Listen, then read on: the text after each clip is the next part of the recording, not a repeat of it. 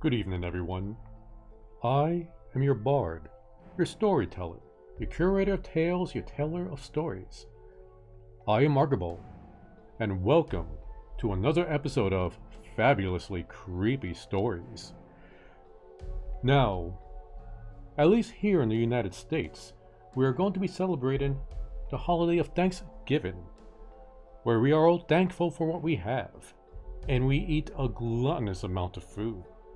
Oh, what a holiday it is. So, I decided that our first story should perhaps be on Thanksgiving.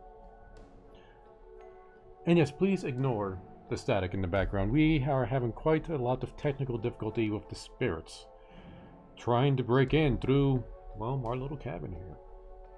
So, let's see, our first tale we actually found on Freaky Folktales, a WordPress website. There are a lot of stories there that I think that you may be interested in. So if you like this story, please feel free to go and check it out. Excuse me? I see that Amber Jur has resubbed for 3 months. Thank you so very much, Amber Jur. You are quite one of the most loyal patrons here on this channel, and we appreciate it. So back to our story. This tale is called A Feast of Terror, a ghost tale for Thanksgiving. I could not find the name of the author for this one, so simply go to freakyfolktales.wordpress.com if you're interested. So let's begin. As Americans gather for the Thanksgiving holiday, it is perhaps time to turn the clock back to one family feast that did not raise quite as much cheer. It tells of the terrible incidents that took place in the house in Oakville, Georgia, USA, in the latter part of the 19th century. This spot had earned a high place amongst haunted localities, and, in its day, was comparable with the famous house in Berkeley Square. Situated in the midst of the picturesque but lonely country, this house, the property of a farmer named Washingham, had a worldwide reputation amongst physical investigators. For some time, the house had been left deserted by its owners, and it would seem that during the temporary absence of its material master, it passed into the hands of beings or forces, call them what you will, who wished to remain in undisputed possession of the home. Welcome to the stream, Mrs. Doko, and thank you very much for the lemons. It is very much appreciated. When Washingham and his family decided to return and take up their abode in the house, they were struck on the very first day by a particular feeling of the place. They could not decide in any way what this feeling was, but, on analysis, likened it to claustrophobia, an overpowering dread of being alone within any four walls. Their dog, Don Caesar, absolutely refused to enter the house. On being dragged in, he immediately broke out into a furious barking. His back bristled with rage, and he showed every sign of terror. This occurred several times during the day, and the same evening, being attracted to the spot by his whines and howls, Washingham saw his dog attacking some invisible enemy. Don Caesar at last sprang into the air, as if at a man's throat, but fell back as if he received a heavy blow. When picked up, his neck was found to be broken. The Washingham's cat, on the other hand, manifested every sign of delight at being in the house. It strode from room to room, purring loudly, and was seen on several occasions twisting its head from side to side and arching its back as if someone was stroking it. To say that the Washinghams were amazed at these things would be to describe their feelings mildly. They were very much upset, but had not as yet any suspicion on the score of supernatural causes. But that evening, just towards the dusk, the house was suddenly filled with shouts, groans, and hideous laughter, heard by all the occupants, and putting them into a veritable panic. Mrs. Amelia Washingham, while sitting in front of her mirror, saw a man's hand upon her shoulder, yet there was no reflection of it in the glass, nor was there any arm or body apparent. Washingham itself saw footprints, forming in the dusk of the garden path just below him as he walked, yet no mortal could be seen. But though these things were uncanny and terrifying, and were sufficient to make the family realize that some force out of the unusual was at work, they paled in its insignificance before latter incidents which took place during the evening meal.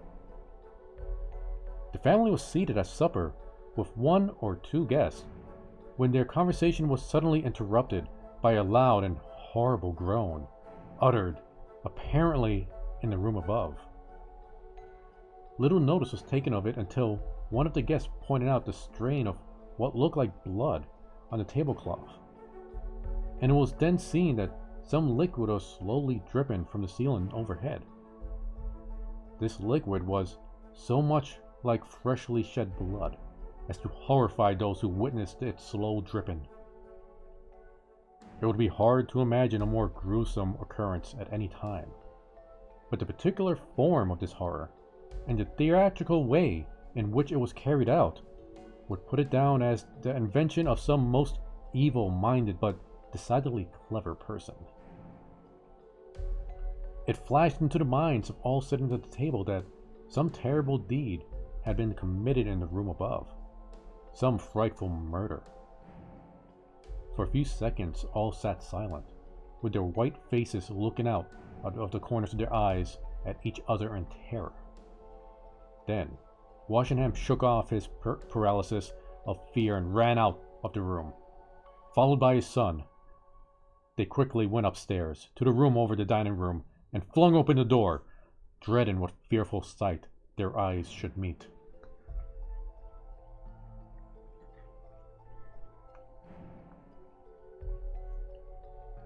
But it was empty. They tore up the carpet, and they found the boards to be soaked with the same red, gruesome liquid as was dripping into the room beneath. But there was no explanation, nor was any afterwards discovered. The liquid was later examined under the microscope by a medical man and pronounced to be human blood. This incident was too much for the Washingham, and they left the house and removed to another. Washingham's house then fell into entire disuse, and, stories of the occurrence being put abroad, the place was shunned by day as well as by night. This neglect did not tend to make the spot look any more cheerful, and it is stated that, in addition to the gloom that generally settles on the most ordinary of empty houses, there was an undoubted feeling of depression in the air around the place. Quite normal people said that it felt to them as if the atmosphere of the locality weighed more than anywhere else. The house had been approached for several months. The house had not been approached for several months, when a young man named Horace Gunn made it to the subject of a wager, betting a friend a fair sum of money that he would stay alone in the house for one night, and have no aid within call. This enthusiastic young man carried out his intention, and went to the house one evening before it was dark. His story is best told in his own words. I had been in the house about an hour, and nothing had happened. It was just beginning to get dark, and I thought I would set about lighting a fire. Though I do not consider myself an expert in this art, I was very much surprised at being absolutely unable to do so. My matches went out one after another, as if blown out by a strong draught. Once, when I had succeeded in lighting a piece of paper, it only smoldered for a few seconds and then went out. This was bad enough, as I had given up on the idea of a cheerful blaze to keep me company. But, to my disgust, I found that my lamp would not light either. It was as if it were filled with water instead of oil. It was now quite dark, and, whilst I was looking about for some means of getting a light, there came a terrible yell of pain from underneath the house. And this was the signal for an outbreak of the most hideous and devilish noises. There were shouts, screams, groans, laughter, thumping, and the continuing running up and down the stairs as if several heavily shod people. My hair bristled. I stood by the window practically paralyzed with fear. And had I then been able to control my limbs, I would have fled that house. I would have lost my wager and 100 like it rather than stay in the haunted house anymore.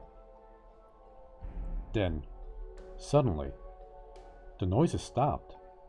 Complete silence fell on the place. But far from reassuring me, this made matters worse. For now I dreaded the silence even more than I had the ghostly noises. All the time I listened for something. Now and then I thought I heard soft footsteps drawn near me, but it was nothing. This waiting and dreading was far worse than the pandemonium of the terror.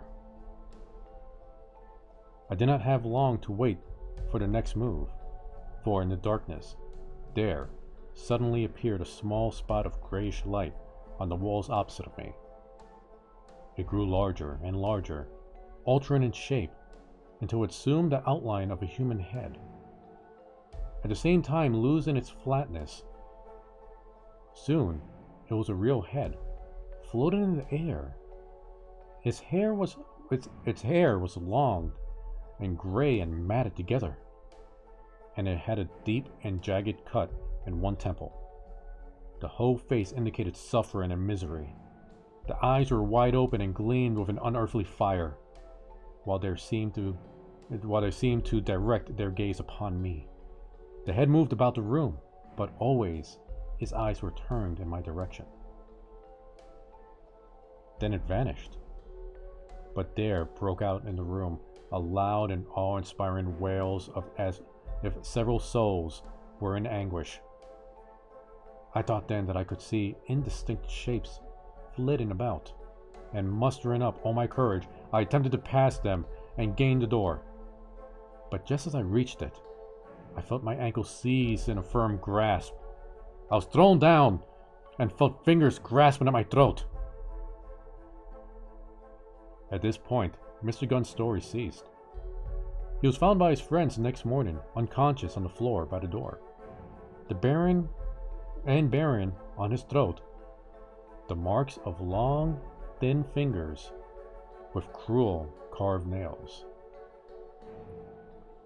After this experience, no one was found to have anything more to do with this house, though a few people interested in such matters attempted to find out some reason for this terrible haunting. Though several avenues of investigation were explored, nothing very conclusive was discovered.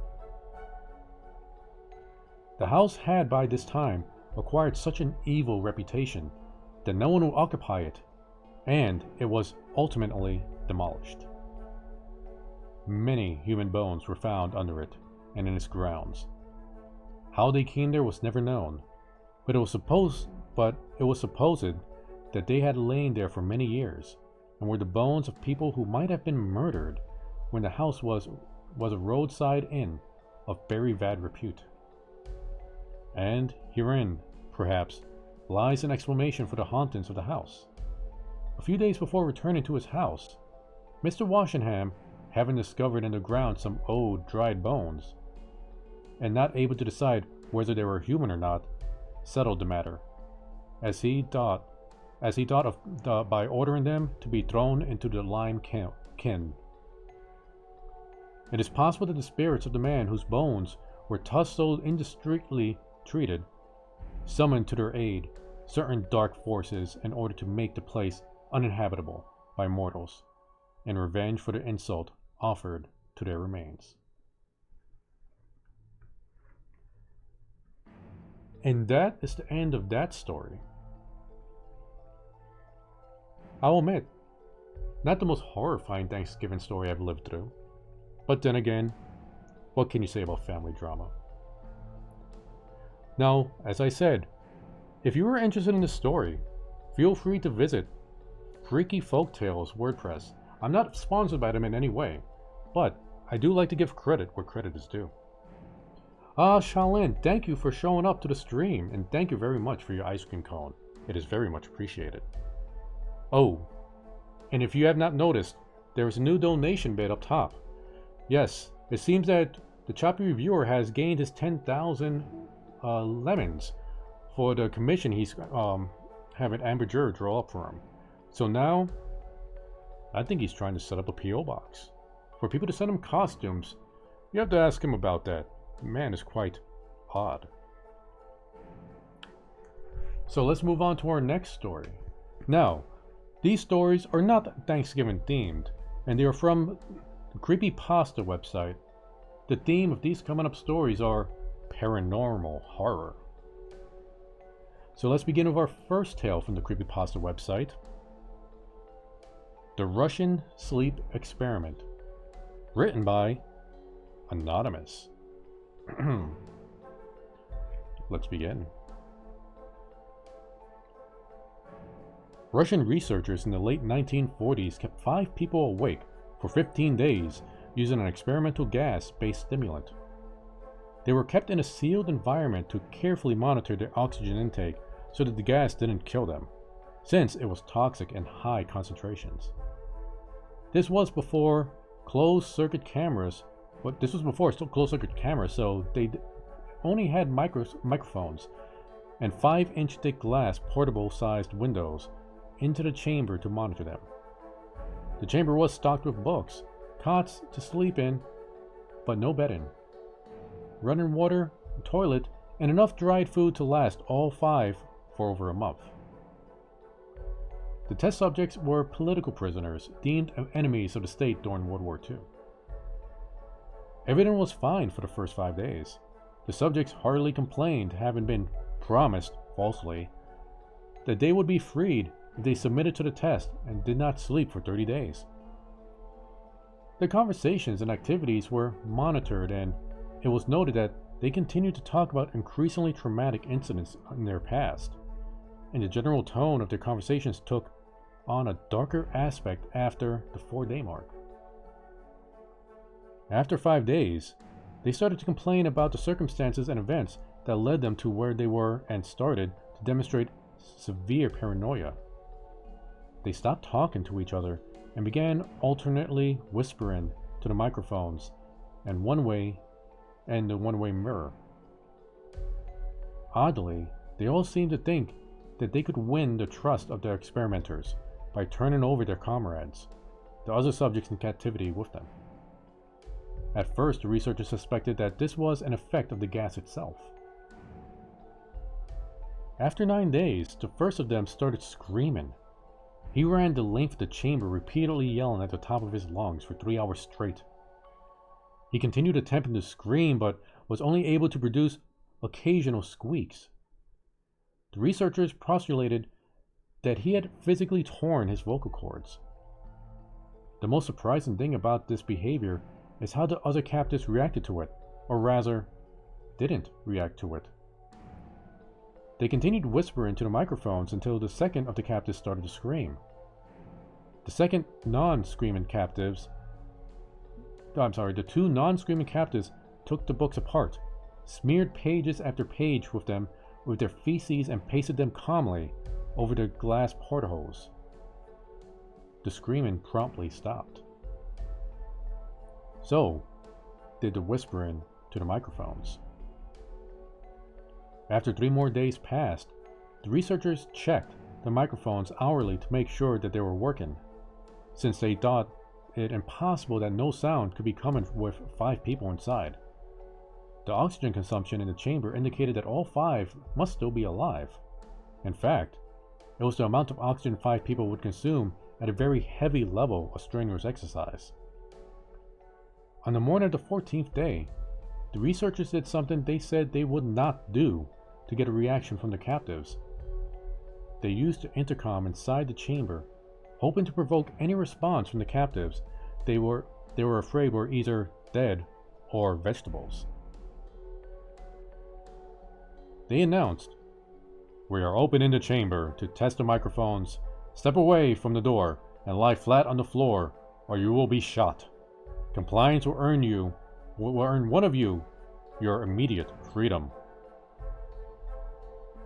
To their surprise, they heard a single phrase in a calm voice respond, "We no longer want to be freed." Debate broke out amongst the researchers and the military forces funding the research.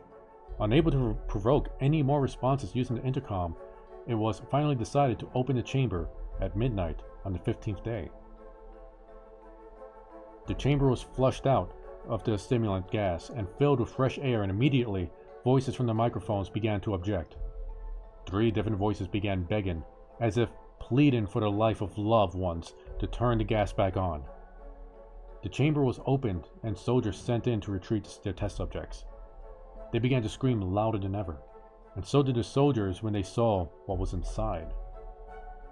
4 of the 5 subjects were still alive, although no one could rightly call the state of any of them in life. The food rations past day 5 had not been so much as touched. There were chunks of meat from the dead test subjects' thighs and chest stuffed into the drain in the center of the chamber, blocking the drain to allow 4 inches of water to accumulate on the floor. Precisely how much of the water on the floor was actually blood was never determined. All 4 surviving test subjects also had large portions of muscles and skin torn away from their bodies. The destruction of their flesh and exposed bone on their fingertips indicated that the wounds were inflicted by hand, not with teeth as the researchers initially thought. Closer examination of the position of the angles of the wounds indicated that most, if not all of them, were self-inflicted. The abdominal organs below the rib cage of all 4 test subjects had been removed, while the heart, lungs, and diaphragm remained intact. The skin and most of the muscle attached to the ribs had been ripped off, exposing the lungs through the rib cage. All the blood vessels and organs remained intact. They had been taken out and laid out on the floor, fanning out around the eviscerated but still living bodies of the subjects. The digestive tracts of all 4 could be seen working, digesting food. It quickly became apparent that what they were digesting was their own flesh that they had ripped off and eaten over the course of the days. Most of the soldiers were Russian special operatives at the facility, but still, many refused to return to the chambers to remove the test subjects. They continued to scream to be left in the chamber and alternately begged and demanded that the gas be turned back on, lest they fall asleep.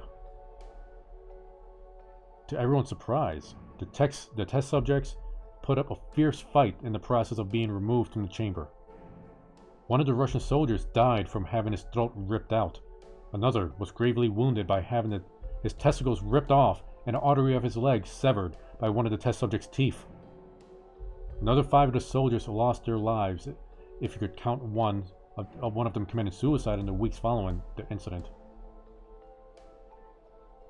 In the struggle, one of the 4 living subjects had his spleen rupture and he bled out almost immediately. The medical researchers attempted to sedate him, but he proved impossible. He was injected with more than 10 times the human dose of morphine, divertative, and still fought like a cornered animal, breaking the ribs and arms of one of the doctors. When heart was seen to beat for a full 2 minutes after he had bled out, to the point that there was no more air in his visceral system than blood. Even after it stopped, he continued to scream and flail about for 3 minutes, struggling to attack anyone in reach, and just repeated the word, "More," over and over, weaker and weaker, until finally he fell silent. The surviving 3 test subjects were heavily restrained and moved to a medical facility, the 2 with intact vocal cords continuously begging for the gas, demanding to be kept awake. The most injured of the 3 was taken to the only surgical operating room that the facility had. In the process of preparing the subject to have his organs placed back within his body, it was found that he was effectively immune to sedation and had given him that they had given him to prepare him for the surgery. He fought furiously against the restraints when the anesthetic gas was brought out and put him under. He managed to tear most of his way through the 4-inch wide leather straps on his waist. Even though the weight of a 200-pound soldier was holding him down by the wrist, it took only a little more anesthetic than normal to put him under. And the instant his eyes fluttered and closed, his heart stopped. In the autopsy of the test subject that died on the operating table, it was found that his blood had tripled the normal level of oxygen. His muscles were still attached to his skeleton, but badly torn, and he had broken 9 bones in his struggle to not be subdued. Most of them were from the force of his own muscles had exerted on them. The second survivor had been the first of the group of 5 to start screaming. His vocal cords destroyed, he was unable to beg or object to surgery, and he only reacted by shaking his head violently in disapproval when the anesthetic gas was brought near him. He shook his head yes when someone suggested, reluctantly, they tried the surgery without anesthetic, and did not react for the entire 6-hour procedure of replacing his abdomen organs, and attempted to cover them up with the remaining of his skin. The surgeon presiding stated repeatedly that it should be medically possible for the patient to be still alive. One terrified nurse assisting the surgeon stated that she had seen the patient's mouth curl into a smile several times whenever his eyes met hers. When the surgery ended, the subject looked at the surgeon and began to wheeze loudly, attempting to talk while struggling. Assuming this must be something of drastic importance, the surgeon had a pen and pad fetched for the patient to write a message. It was simple. Keep cutting. The other 2 test subjects were given the same surgery, both without anesthetic as well, although they had to be injected with a paralytic form for the duration of the operation. The surgeon found it impossible to perform the operation while the patients laughed continuously. Once paralyzed, the subjects could only follow the intended researchers with their eyes. The paralytic cleared their system in an abnormally short period of time, and they were soon trying to escape the bounds. The moment they could speak, they were again asking for the stimulant gas. The researchers tried asking why they had injured themselves, why they had ripped out their own guts, and why they wanted to be given the gas again. Only one response was given: I must stay awake. All 3 subjects' restraints were reinforced, and they were placed back into the chamber, awaiting determination as to what should be done with them. The researchers, facing the wrath of the military benefactors for having failed the stated goals of the project, considered euthanizing the surviving subjects. The commanding officer, a former KGB agent, instead saw potential and wanted to see what would happen if they were put back on the gas. The researcher strongly objected, but was overruled. In preparation for being sealed in the chamber again, the subjects were connected to the EEG monitor and had their restraints padded for long-term confinement. To everyone's surprise, all 3 stopped struggling the moment it was let slip that they were going back on the gas. It was obvious that, at this point, all 3 were putting up a great struggle to stay awake. One of the subjects that could speak was humming loudly and continuously. The mute subject was straining his leg against the leather bounds with all his might, first left, then right, then left again, for something to focus on. The remaining subject was holding his head off his pillow and blinking rapidly. Having been the first to be wired to the EEG, most of the researchers were monitoring his brainwaves in surprise. They were normal most of the time, but sometimes flat-lined inexplicably. It looked like he were repeatedly suffering from brain death. Before returning to normal, as he focused on the paper scrolling out on the brainwave monitor, only one nerve saw his eyes slip shut. At the same moment, his head hit the pillow.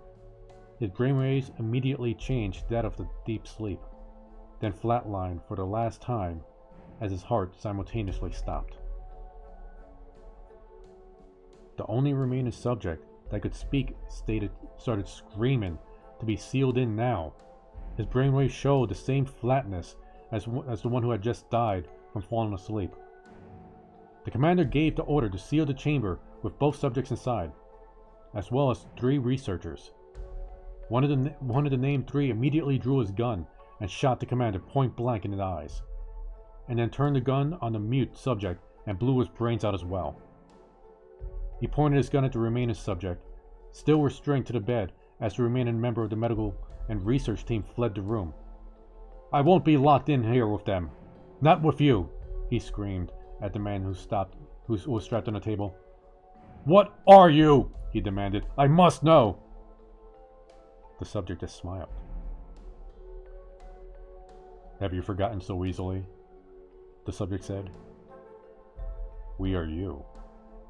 We are the madness that lurks within you all, begging to be free at every moment in your deepest animal mind. We are what you hide from in your beds every night.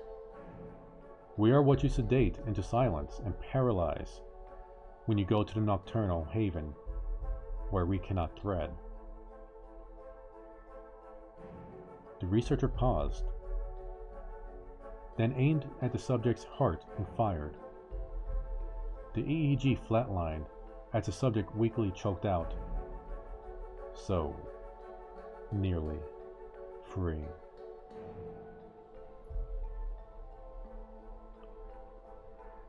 And that is the end of that tale. Interesting idea that we have a second mad side to us that we contain with sleep, only to be awakened by staying awake. That, or maybe they were just insane. Who can tell? Welcome to the stream, Amber Jur, and thank you for resubbing for so many months. Now remember, the Choppyreviewer did donate you that ninjet, so save it. Don't keep spending those lemons. Take out that money and pay for your college. Nothing could be more frightfully nightmarish than college, after all.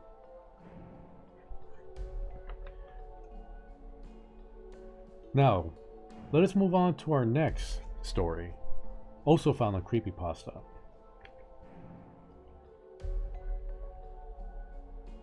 This story is called The Thing That Will Kill Me. Written by Ashley Rose Wellman. Oh, Amberger, I see an in the chat. Have you already spent all your lemons? You are quite generous, so it wouldn't surprise us. So, anyway, let's go on to the story.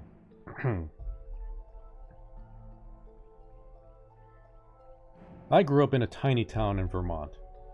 Tiny in terms of population, not size. There were huge sprawling farms and wooded areas, but almost no people. More cows than people, which is standard for a lot of small towns in Vermont.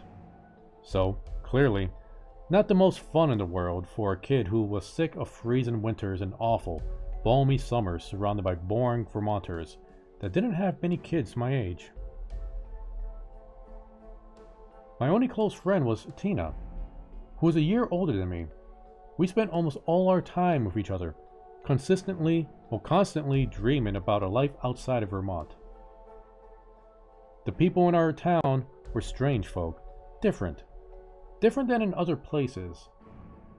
One thing I didn't realize about small towns until I moved to the city is how incredibly superstitious people in town like mine are. They believed in the strange and paranormal. They believed in Luvia.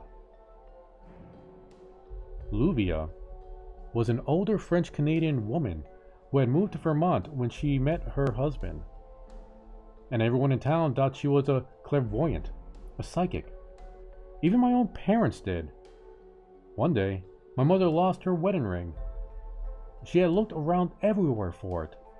They called Luvia, and she immediately told them it was under old rotten wood. They looked in the backyard where my father had been tearing apart a decaying piano he'd found. My mother had helped him one day. The ring was there, under old rotten wood.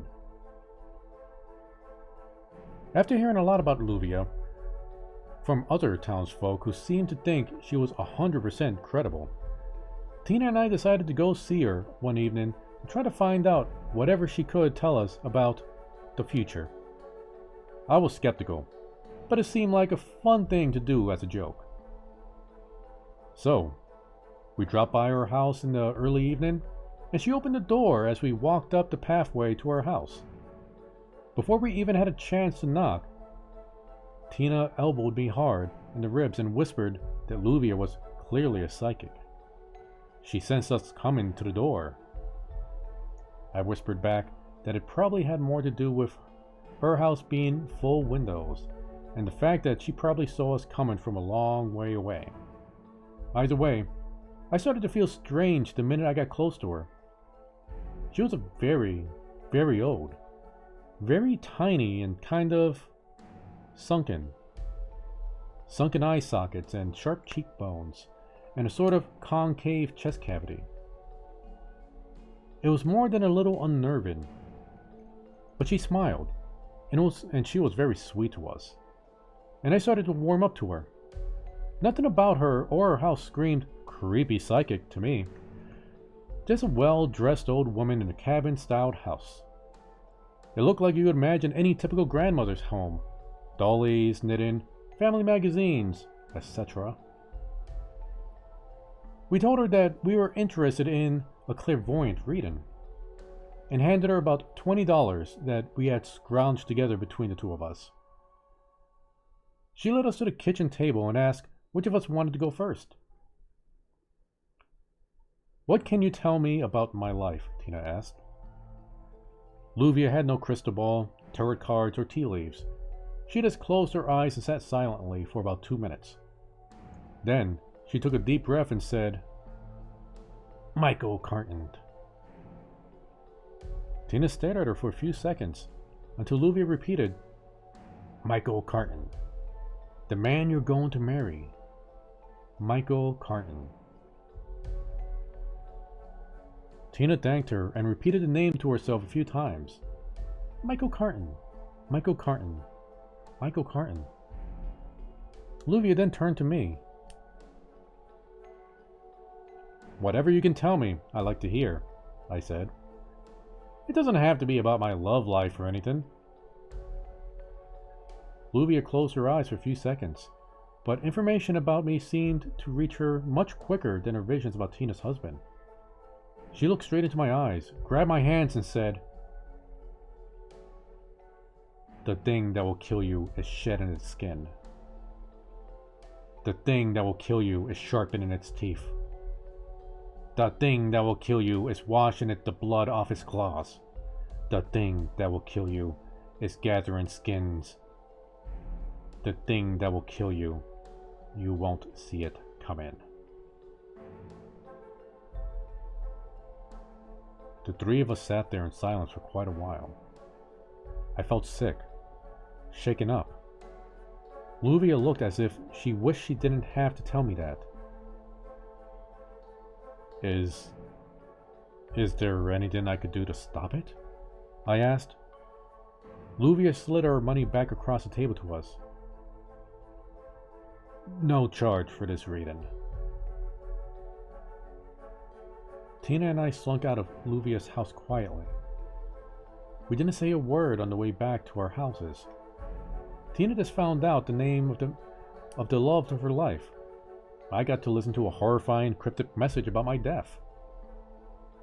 I was 12 years old, and I was terrified. When Tina left me at my doorstep, she tried to make light of the reading. How does she know who I'm going to marry? She asked. And it's not like some monster's going to get you. Some skin shedding, bloody, sharp. It's not like some monster's going to get you. It's not like some monster isn't going to get you. For years, I looked for it. The thing that will kill me. I could almost feel it. Sense it just behind each car. Swaying behind the trees at night. Underneath the fresh snow. Waiting outside my window. With every step, I hesitated. Every time I tried to sleep, I could almost see it. What had she said about its teeth? I looked out for slogged skin, for blood, for skins, for hides, but I never found it. When I was 18, I left for college in California. To get away from the snow and the cold and the thing that will kill me. I stopped sensing it everywhere. My heart stopped pounding whenever I walked alone at night. Maybe, whatever it was, it stayed in Vermont. Maybe it wasn't a thing at all. People in California laughed when I told them the story, and it stopped seeming real. Just the ramblings of a tiny, ancient, French-Canadian woman. It wasn't real. When I was 27, a wedding invitation came in the mail. Tina was getting married. This was the first I've heard of it. I was still in California and barely kept in contact with anyone from back east. I seemed like a past life. You are cordially invited to the wedding of Michael Carton and Tina. Wait. No. She clearly... She had the name in her mind. Michael Carton. And she sought him out. It had nothing to do with Luvia. Her predictions weren't real. They couldn't be. Clairvoyants don't exist. It's ridiculous to think that this kind of thing could happen in this world. I went to the wedding.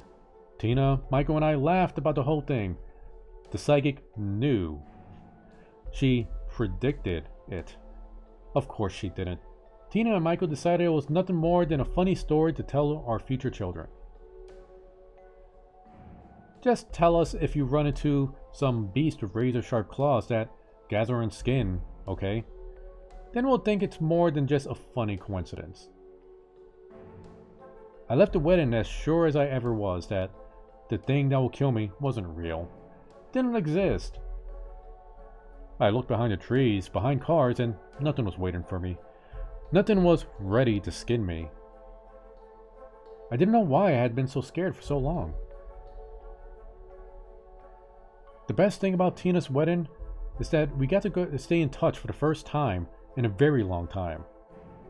We were very different people than we had been as children, but we still shared more of a bond than we realized. She was happy, living in Vermont with Michael.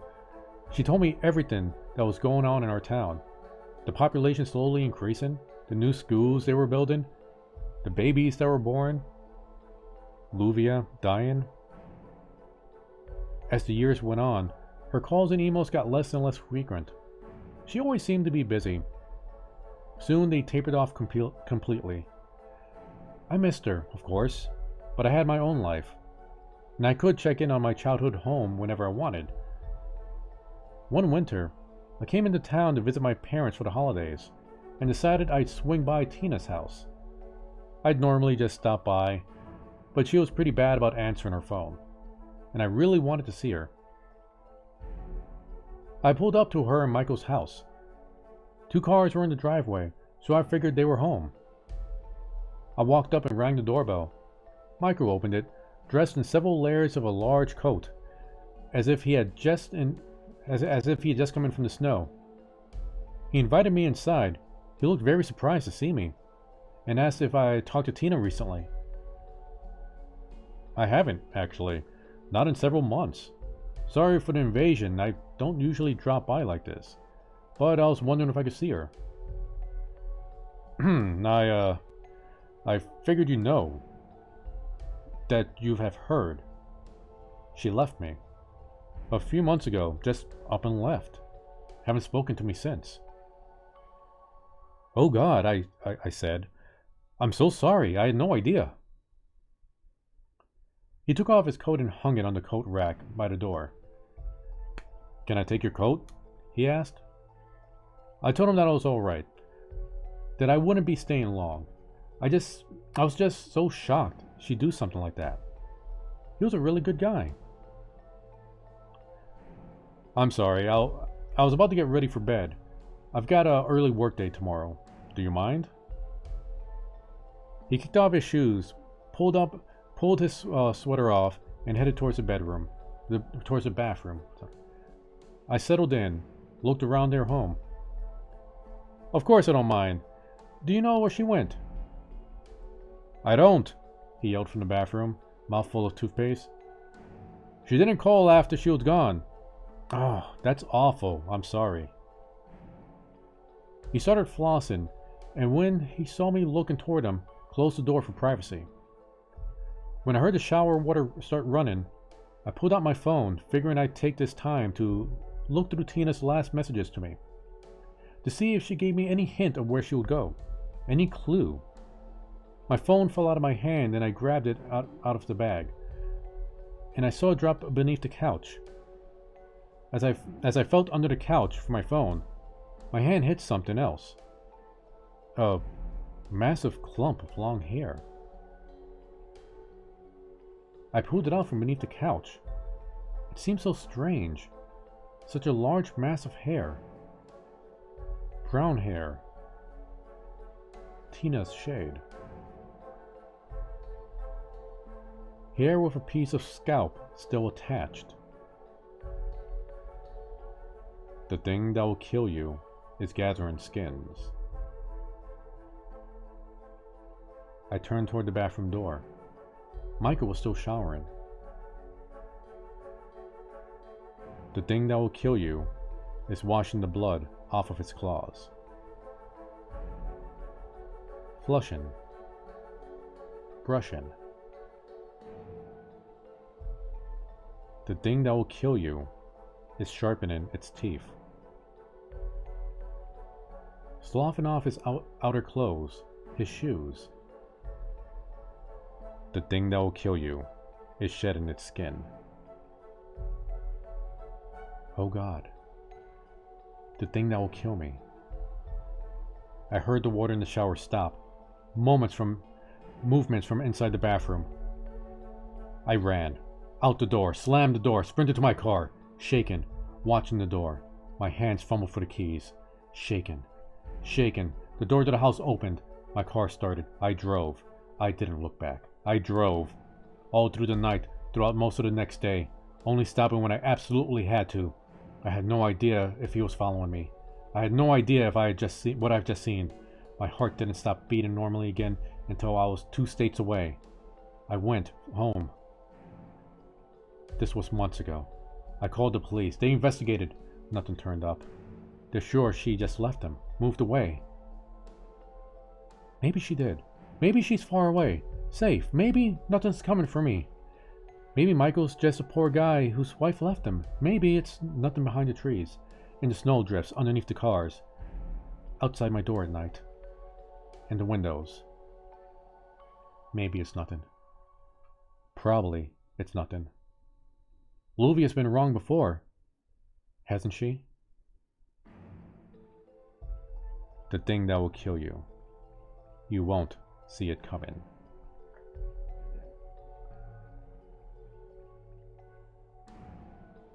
And that is the end of that tale. Ooh, quite a fabulously creepy tale, I must agree. Oh, Amateur says, oh, it's good to know you're keeping at least some of your lemons. You'll need it to buy a nice new knife you're going to be keeping under your bed at night. And I'm sorry if I spooked you too much. I want you to have an even amount of nightmares before this fabulous holiday season. Now perhaps we could settle for just one more fabulously creepy story, just enough to put the edge on the nightmares you're sure to have. And I will make this the last story for the evening. This story is called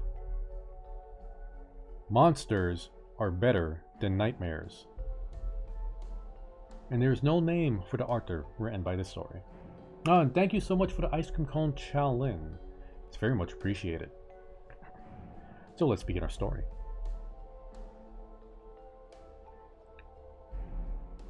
I met my girlfriend's nightmare on the night of our 3-month anniversary. It might have just been that point in our relationship, the point when she had grown to really trust me, but it was probably the champagne. We fell asleep together on the couch and I woke up to the sound of screaming. For a moment, I didn't know where I was. The screaming was so intense, so full of fear and horror, that it shot through me like an electric needle up my spine. I leapt over the back of Kaylee's couch, and I was standing ready for a fight when I realized that it was Kaylee screaming. She was on the couch with her hands on her sides and her fists clenched.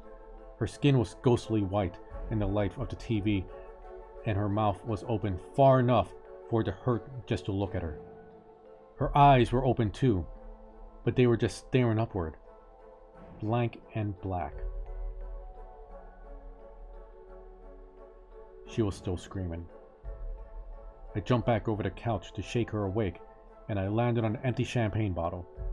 My feet went from under me, and I hit the hardwood floor with the meat slab thud. The bottle clattered and spun across the room. The screaming stopped. After a moment, Kaylee's head poked over the edge of the couch and looked me in the eye. "Danny, what are you doing?" she asked. "You screamed," I explained. She didn't say anything, but she bit her lip, and her head disappeared back over the edge of the couch. I crawled to my knees and looked up over the cushions at her. She was sitting scrunched in the corner of the couch, and she was crying. "What's going on?" I asked. She blinked at me, and I watched her swallow the tears. "I had a nightmare," she said, wiping her face. Something told me it would not be a good idea to say, "So what?" So I kept my mouth shut. Instead, I sat down next to her. When I took her hand, words started to pour out of my mouth. "In my dreams, there's this little man. He's horrible. Like a little gnarled troll with shiny black skin and long white hair. He crawls up the bed and sits on my chest." She placed her hand on my sternum as she spoke. "I can't move. I can't even whimper. It crawls up to my mouth and, Danny, I swear it sucks out my soul." She looked at me, her eyes glistening in the dim blue light of the room. "You're not supposed to die in your dream, but I die every night. And when I die, when that thing kills me, that's when I can finally scream." As I listened to her, the last 3 months started to make sense, particularly why she never let me stay over. I'd be more than happy to give her space, but this? "Kaylee," I whispered, "you should have told me." "What?" she asked, wiping her tears. I turned and grabbed her shoulder so that we were looking eye to eye. "Anything you need me to do, I can do. I can keep you safe.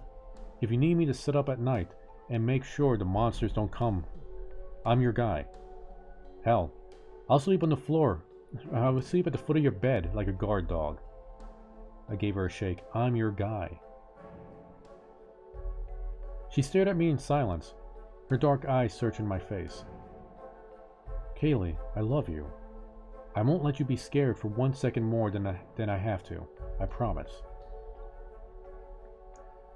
And that's what did it.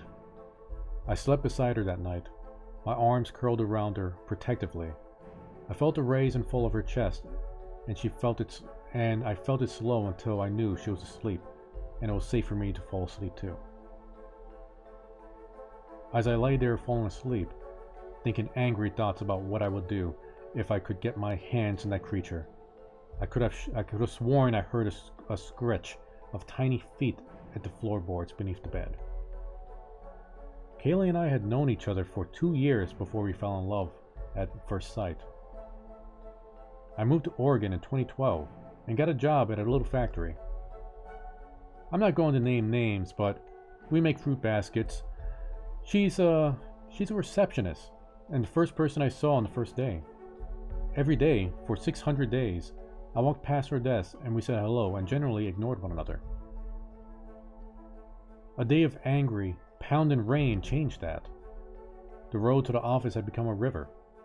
I saw a little metallic blue Honda abandoned on the shoulder, and Kaylee, drenched and wretched, hiking along the road with her head down and her dark hair a dripping sheet over her face. I had to pull over. I couldn't leave her like that. After work, it was natural to ask after her car and to offer her a ride when I learned that it was in the shop for a week. The next night, it seemed just as natural to ask her out for dinner. I'd start our relationship by protecting her. And I think it was why it was so easy to make the promise to protect her from the nightmares. But I didn't know that it would be an impossible promise to keep. Every night, I lay beside Kaylee, listening to her breathe and waiting. Then, just as the world started to disappear behind the swirls of purple and red beneath my eyes, she would scream. Twice I'd stay up all night laying beside her, and both times she slept through the night. But if I fell asleep for even a second, I woke up to Kaylee screaming. Last week, I talked her into going to see a doctor. She didn't like the idea at first. Her parents took her to doctor after doctor when she was a child and nothing worked. So she reasoned that nothing would work now. It wasn't easy, but I convinced her that maybe medical science had made some advances since she was in pigtails and PJs. I was right.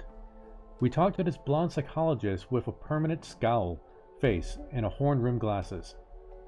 She gave Kaylee some pills and said that they might help. Well, they helped.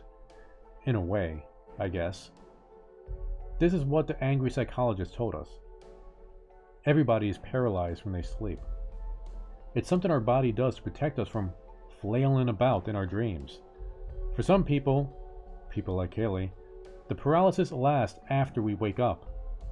We would wake up and not be able to move, and then her still dreaming mind would conjure a little creature that was the cause of her paralysis. The pills kind of turned the paralysis off, as I understand it, but they came with a warning. Pills may cause you to move in your sleep.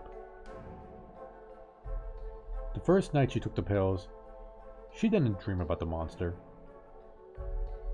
I did. I woke up to a pair of swirling green eyes, peering at Kaylee out of the darkness, at the foot of her bed.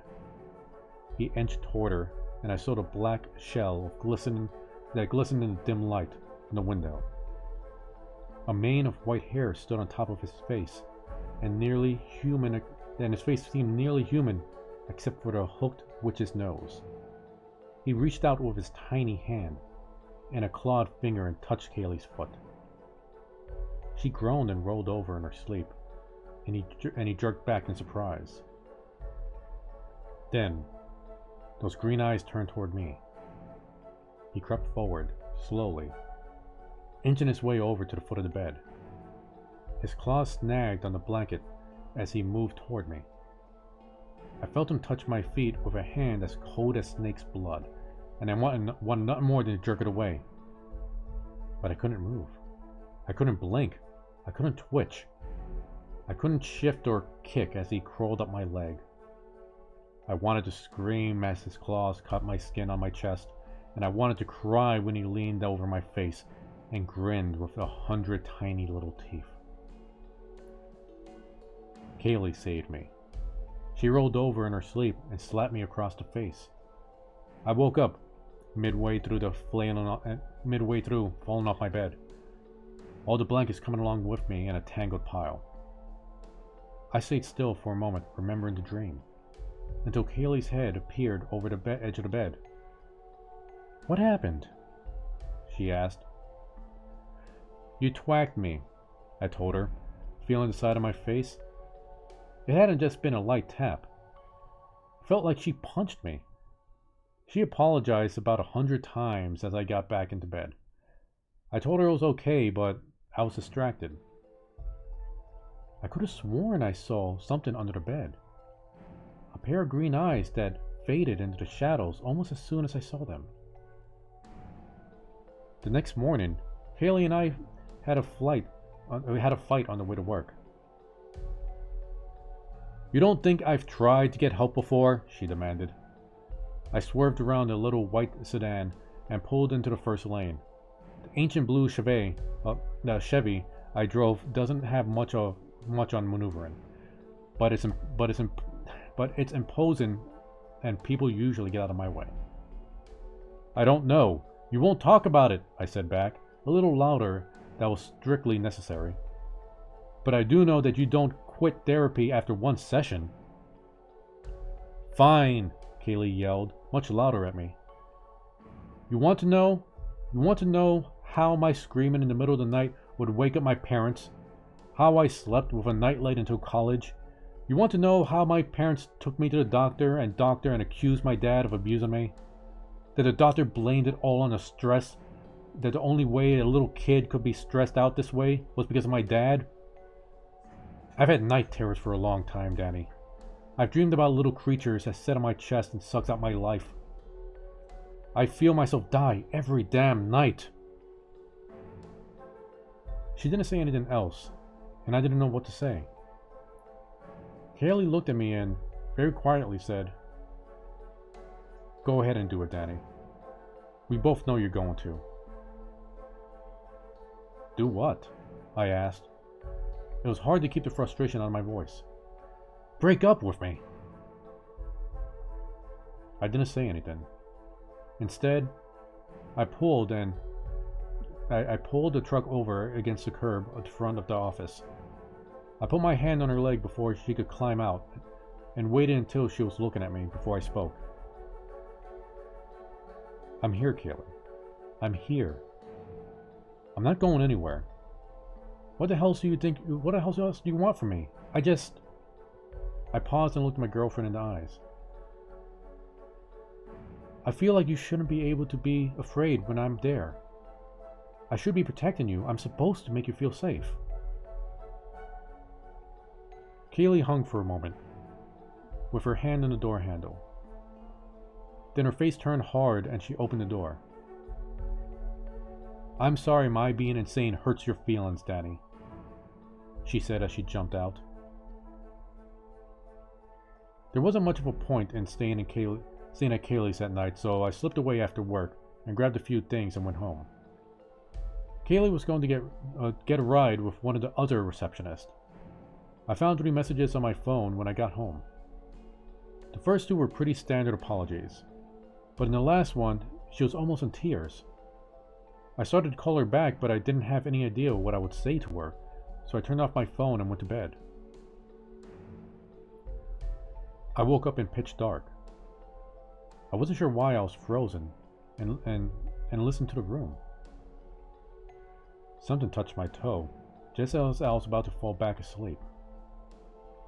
Something lifted itself over the edge of the bed and sat on my foot. Something that had claws like a rat.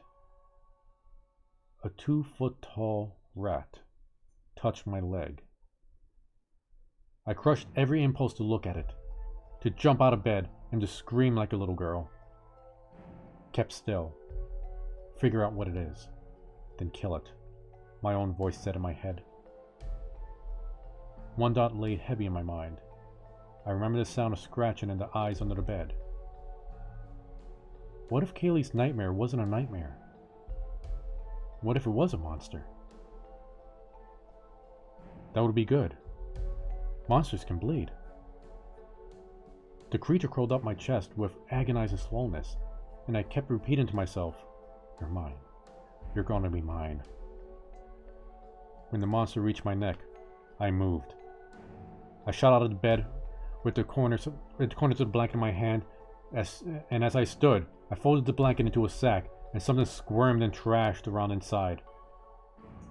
I bunched the ends of the blanket in my hands, wound up like I was going for a home run, and slammed the creature against the wall. "You like that, don't ya?" I screamed, and I slammed it into the wall again. "Picking on people when they're asleep? Again. You're messing with my girlfriend. Wham. You picked on the wrong guy this time."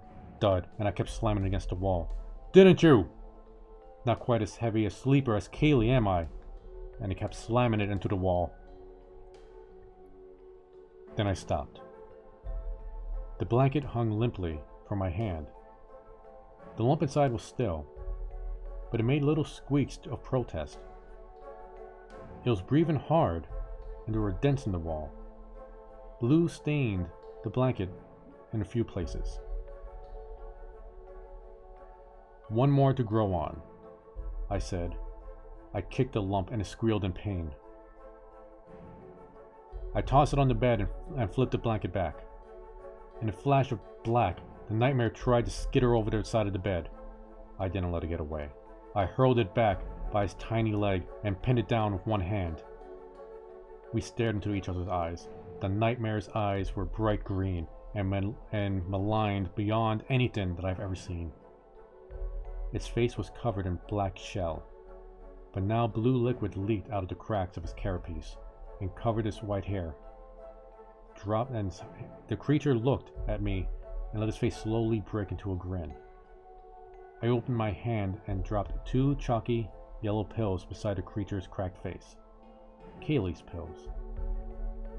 The creature's green eyes followed them, uncomprehending. I punched it in the face as hard as I could. Its shell made a disgusting cracking noise, like something walking across the floor of cockroaches. Then the nightmare screamed. It screamed so loud that I flinched a little, and I almost let it loose. But I didn't try to let it get away. It writhed in the blankets and it shrank and shriveled up like a piece of jerky. When it was just a twisted black thing the size of my thumb, it exploded into black dust and ash, and, before I could react, the dust was gone. I stared at the space where the nightmare had been. I looked around the room, at the dents in the walls and the blue goo on the blanket. I went to the kitchen and get enough paper towels to clean the smears off the walls. I changed the blankets and tossed the stained ones in the dumpster outside.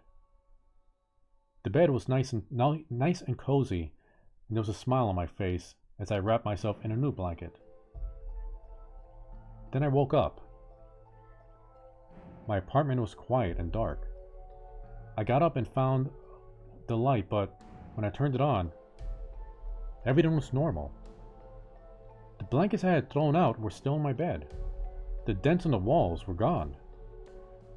My elation slowly drained away and was replaced with a cold pit of frustration. It wasn't a monster. It was a nightmare. You can't kill a dream.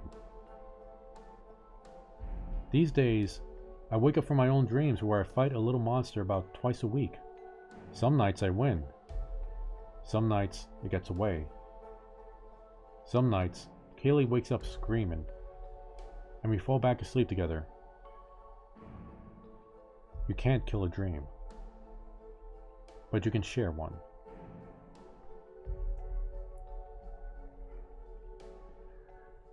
And that is the end of that tale. And that's the final tale for tonight.